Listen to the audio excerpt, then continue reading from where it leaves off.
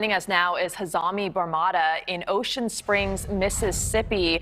Welcome. You are a Hurricane Katrina survivor. This must bring back so many memories for you.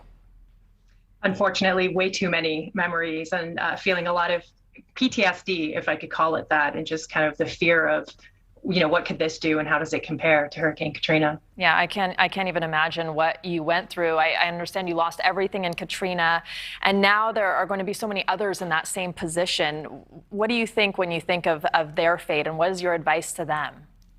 Honestly, I'm watching your broadcast right now, and I just feel sick to my stomach. The anticipation, not knowing what's going to happen to your home, returning and finding all of your memories just dissolved into the waters that surround your home.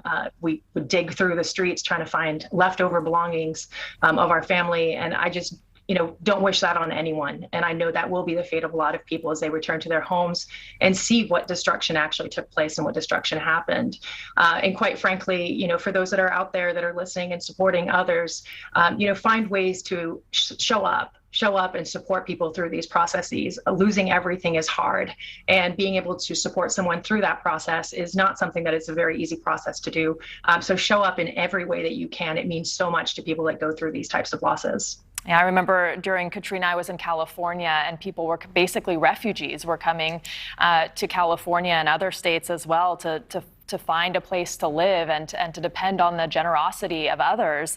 I understand you left, but your parents are still there. Why did they decide to stay, and how is everyone doing tonight? Well, they've been in the Gulf Coast for quite some time, and this is home to them. And it's one of those things where you just think that, the storms are past, and it's beautiful when there aren't storms, and this is their home. But, increasingly, it just seems like the storms are increasing, or maybe we're just much more aware of them. Their intensity is increasing, the frequency is increasing, and it's uninhabitable to a certain degree, where we have to live in the state of anticipation and fear every time a storm lurks around the horizons or we think it will hit.